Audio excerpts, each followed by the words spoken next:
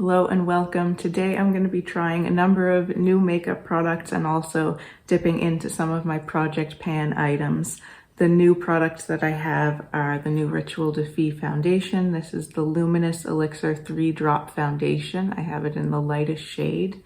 I'm also going to be showing you this new to me product, the Rare Beauty Cream Bronzer. I have the shade Power Boost, so I'm going to be demoing that and providing some comparisons for it. I also have the new Victoria Beckham liner. This is her Instant Brightening Waterline Pencil.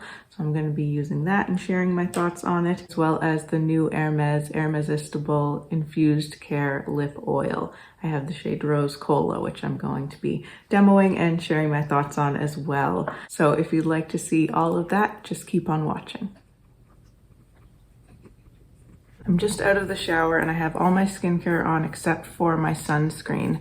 So I wanted to show you a little concoction I've been enjoying, which is mixing my sunscreen in with some of the Chanel Green Corrector and a little bit of the Auric Glow Lust to create just kind of like a priming sunscreen base to then go in with my makeup over top of.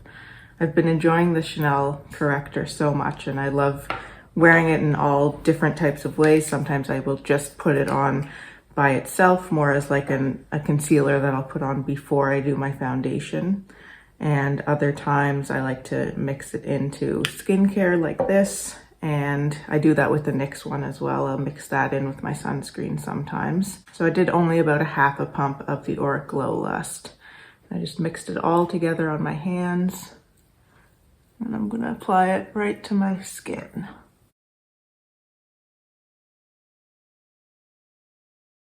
The sunscreen I use is this one. It's the Essence Misa sunscreen. I've talked about this in a skincare favorite video recently, and I really love this sunscreen. So I'm starting out with a nice sort of glowy base that's just evening out my skin tone a little bit. And I wanted to try the Lisa Eldridge Pink Moon highlighter again under my eyes. So I'm actually going to try it without adding any dedicated under eye corrector like I usually use the Becca one or the Charlotte Tilbury one. But I figure because this is about the right color for correcting those kind of bluish tones under my eyes, it'd be fun to just try just this. This is definitely quite sheer, so it probably doesn't have as much pigment as those dedicated under eye correctors, but I just wanted to see how it would work. Using my Real Techniques setting brush to blend.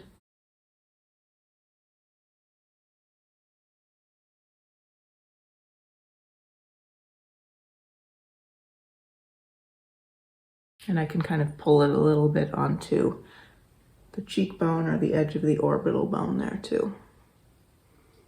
So there's a nice little base kind of priming layer, and the foundation I'm going to be using today is this new one from Rituel de Fille. It's the Luminous Elixir 3-drop foundation. This is quite an interesting foundation. I've used it a couple of times already and tested it out. So I have formulated some thoughts on it already, and it's what I'm going to be using today, but I want to let this kind of primer situation set in a little bit more. So I think I'm going to go, I'll do my hair and then I'll come back and then we'll apply the foundation. Okay, so my hair is only half done, but I wanted to put the foundation on now. So this is the Luminous Elixir 3-drop foundation from Rituel de Fille. They did a lab sample release, so this might not be the final presentation of the product when it's officially released. But I was very curious to try this. It doesn't have hyaluronic acid, which is a big bonus for me. And they're describing it as gentle organic skincare ingredients artfully blended with mineral pigments to create an unparalleled complexion supporting foundation. It merges beautifully with your skin for weightless coverage that looks and feels like a part of you. Created for all skin types, each chameleon shade adapts to your undertones as it imparts a subtly luminous silk finish. So it's meant to have a kind of soft, dewy finish, and I would definitely agree with that. It's one of the dewiest foundations that I have, but it feels really nice on the skin. It does feel very lightweight and almost undetectable on the skin. It has an essential oil blend in it, and so it does have a scent, but I don't think it's added fragrance. It's just the essential oils. So I just put 3 drops on the back of my hand. It is called 3-drop foundation, and that is a pretty good amount for me. So just going to apply that to the skin and using my Westman Atelier blender brush.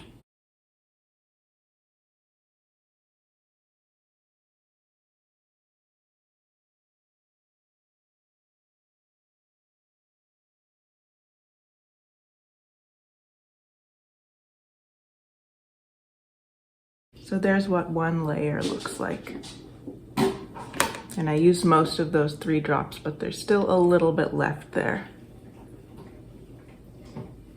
So I'm gonna go finish up my hair and then we'll come back. I'll do the rest of my makeup and then I'm just gonna, I think, share my thoughts on everything more completely after I've done all of my makeup. I added a little bit of concealer. I used my Dior Backstage concealer in the usual areas under my eyes and basically in the T-zone, just to add a little bit more coverage. And I chose the Dior Backstage because it's a little bit more of a natural matte finish, and I tend to like to mix finishes. So if I have a more glowy, dewy kind of all over base, then I'll add a more matte type of concealer. But I really like the Dior one because I still think it has a really nice natural finish while adding a good amount of coverage. I'm going to be using a cream bronzer today, and it's the Rare Beauty bronzer, and this is in the shade Power Boost, which is the lightest shade. I watched tons of reviews on this bronzer before purchasing this. I actually wanted to buy it in the Sephora sale, but it sold out immediately once the Sephora sale opened up. So that's why I ended up actually getting the Say bronzer. I'm gonna do comparison swatches and just talk a little bit about the formulas of each of them. But this came back in stock and I still really wanted it, so I got it. As I mentioned, I watched a lot of reviews and a lot of people had the lightest 2 shades. So this one, Power Boost, and then Happy Soul, I think is the next lightest shade in the range. And a lot of people mentioned that Happy Soul was a more cool toned color. But when I looked at the 2 compared to one another in a number of videos and just on the website as well, it looked to me like Power Boost would be a better shade for me because I've mentioned this many times, cool toned products tend to actually end up looking a lot warmer on my skin tone and will turn quite orange. So I tend to prefer this type of a color, which is a little bit more yellow, golden undertoned, which is less likely to turn orange on my skin. So I went for the shade Power Boost, and it's very pigmented. It's such an interesting formula. It's the most smooth, kind of weightless formula you can imagine. It almost feels like it immediately turns to a powder type texture on the skin, but it blends out and kind of has that cream effect at the same time. So it's really interesting. I apologize for the sound in the background, that's the vacuum. So I like to just go in with a brush right onto the stick because it is quite pigmented and I just get a little bit more control that way. So I'm using the Spectrum KJH04 brush, which is an angled duo fiber brush, which I really like for this. And I just pick up a little bit from the stick and do my bronzing.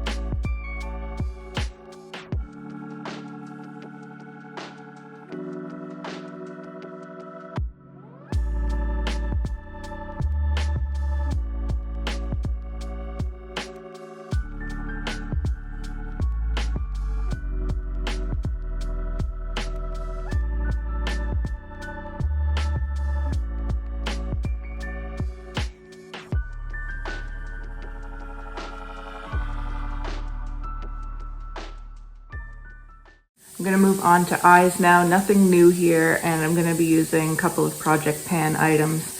The Tom Ford Soleil et Lune quad right here, and I might throw in a little bit of this Dior palette. This is the Nude Dress palette.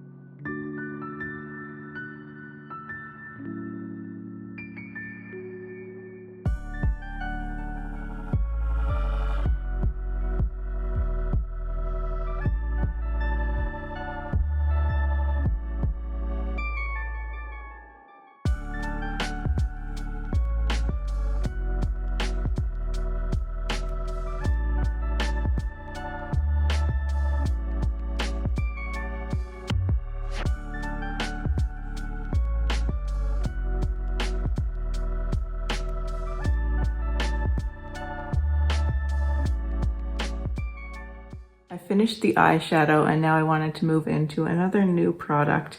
This is from Victoria Beckham Beauty and it's called the Instant Brightening Waterline Pencil. So I think I did a video around a year ago about makeup that I wish existed, and this is actually one of the things that I was wishing for, was a white or a really light kind of brightening eyeliner for the lower waterline from Victoria Beckham. Her Satin Kajal liners are my favorite liners of all time, and I think she just does a really great job formulating basically everything, but including eyeliners for sure. So I really wanted to see if she would come out with a pencil like this that would work better basically than the other ones that I've tried. And this is another thing I've worn a couple of times already, probably 3 or 4 times, and I'm really impressed with it. I find it goes on really easy, a lot easier than a lot of other liners go onto the waterline, and I find that it lasts quite well actually too. The times I've worn it, I've probably worn it up to 5 or 6 hours at a time, and I found that it has remained in the waterline and hasn't kind of washed away and hasn't faded too much. It fades a little bit, but it's definitely still there after that, 6-hour mark or so. And I think the tone is actually quite good as well. I'll show it to you on my hand. It's right there. It's probably pretty hard to see, but it's more of a peachy tone, and I think it just works really nicely. It's not too bright. Sometimes if you go too white or bright with this type of thing, it can look quite stark. I think this does a really good job of just kind of naturally bringing that brightness to the eye. This is not the type of thing that's necessarily fun to watch, but I do want to demo it for you.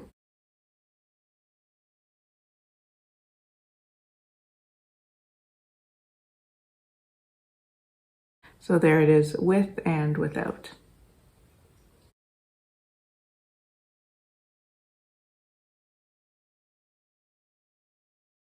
There it is on both eyes. I'm going to finish up the eyes with my Essence mascara. We'll come back and finish off the cheeks and lips, and I'll have some comparisons and share my thoughts on everything. For blush, I'm going to use Westman Atelier Chouchette, and I'm just going to use the same brush I used for bronzer. I wiped it off, so there's no bronzer pigment on it anymore.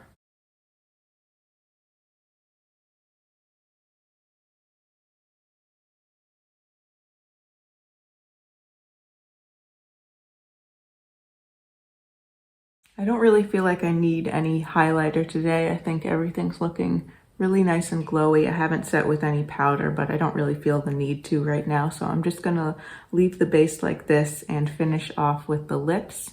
This is the Hermesistible Lip Oil. I have the shade Rose Kola here. And Rose Kola is described by the brand as an elegant rosewood with vibrant and spicy nuances reminiscent of Kola nut.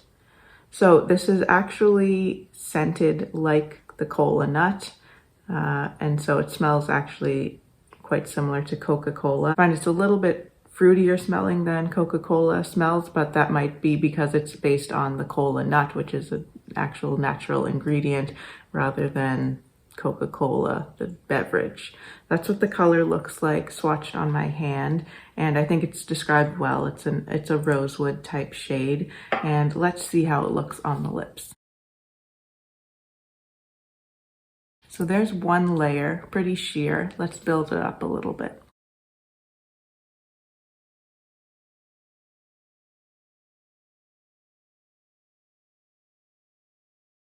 And that's 2 layers built up, which is essentially 2 full dips into the bottle. The doe foot looks like this. It's actually quite nice because it's fairly small, and the angle on it really allows you to kind of line the lips if you wanted to get a little bit more definition from it. And I actually find this wears quite nicely. It's among the longest and best wearing of my lip oils and lip glosses. To me, it feels more like just a traditional lip gloss. It doesn't feel like a lip oil, like something like the Merit lip oil, which really does have that oil feel to it. This feels more just like a lip gloss, similar to the Victoria Beckham or the Lisa Eldridge lip gloss. It's a little bit thicker, but this wears really nicely. I find that even the texture wears pretty well. Often with these types of products, the texture and kind of the moisture feeling will wear down, and perhaps it'll leave a little bit of the pigment. This, I find, leaves a little bit of the pigment, and the moisturization feeling sticks around a little bit longer too. I've worn this through meals, and of course it wears down a little bit and some of it comes off, but I'm left afterwards with still a little bit of that color and a little bit of that moisturized feeling on my lips, which is really nice. I don't think this is necessarily worth it. It's, I think, $69 Canadian, and that is a lot to pay for a lip gloss. I still prefer my Victoria Beckham lip glosses. Those are my favorites. And I think the shade Poolside in the Victoria Beckham glosses, I don't have that, but I think it has probably a similar feel to this and at a better price point, although that's also quite expensive, but has that similar luxury experience and really good quality of the product.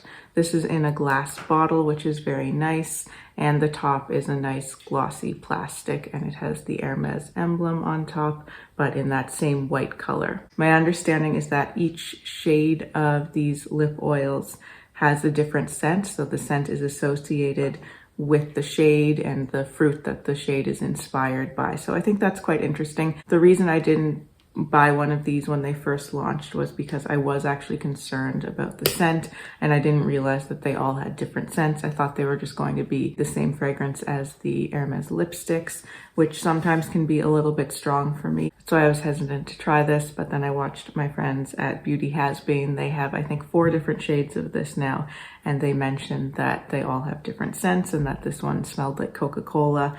So with that and seeing the shade, which is really pretty, I decided that I'd try this. So I'm happy to have it, but I don't necessarily think it's worth the very high price tag. But definitely if you wanted to treat yourself to it, if you were especially drawn to any of these colors or fragrances, I think you wouldn't be disappointed with it. So to round up my thoughts on the foundation, I think this is excellent. I believe all the shades are sold out now, but as I mentioned, it was a lab sample release, so they will presumably be coming out with a more official release before too long, hopefully. I got the lightest shade, which is called NYX, and I'm quite happy with this shade. I think you could see when I was applying it that it's a pretty good shade, and they mention in the description that it's a chameleon-like formula in terms of the color, and I think that's true because when I look at it just on the back of my hand, I was concerned when I first saw it because looks quite yellow and maybe a little bit dark, but I think you can even see when I start to blend it out. It almost lightens up and really adapts to my skin tone as I blend it. So there's something very interesting going on with the formula in that sense, I think. I love the finish of it. I really appreciate how radiant and glowy it is, but without feeling greasy or heavy at all. And I like how it works with other products. I really like the Dior concealer with it, and I think maybe if the shade is just a little bit too dark or a little bit off, you can kind of adjust a little bit with the lighter concealer that's going to brighten up in the areas that you really need it to be brightened. I love the way this looks on my skin. I think it looks really natural and really fresh, and my skin looks like skin, but just better. I would say the coverage is a light medium coverage. For me, I definitely like to pair it with concealer and or corrector just to bump up that coverage and tone down my redness a little bit more so that I'm at a level that I feel comfortable with. I'd say definitely worth a try if you're interested in it. For the bronzer, I think I've already kind of shared my thoughts on it, but I wanted to show some comparisons for this. So here are 3 cream bronzers. This one is the Rare Beauty one in Power Boost. This one here is the Say bronzer in Light, and this is the Salt New York Sculpt and Bronze in Light. They all look like different tones to me. I think the Say one does look a little bit more orangey on me. That's what it looks like in the pot.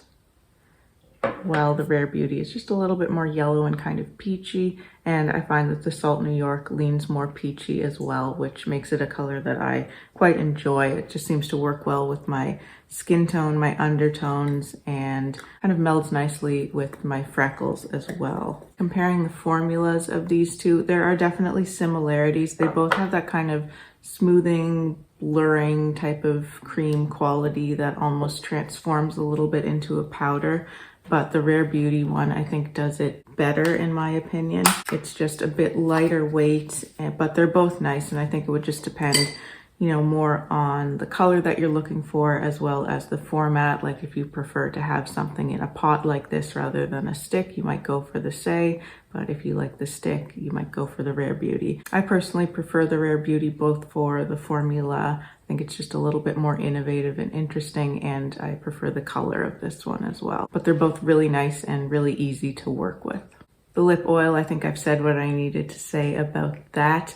And the eye pencil, I think I've pretty much rounded up my thoughts on that as well. I think this is great. So overall, really happy with all of these new products. I hope you enjoyed this video. I hope it was helpful for you if you've been interested in any of these things. Let me know if you have any questions or comments below. I always love to see those. And if you'd like to see more from me and you haven't subscribed to my channel already, I would really love for you to do so. Thank you so much for watching. Take care, and I'll see you in my next video.